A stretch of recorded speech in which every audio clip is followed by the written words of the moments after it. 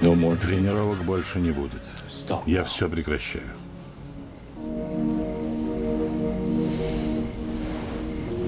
Но вы же можете многому научить. Зачем это тебе? Чтобы прославить вас, учитель.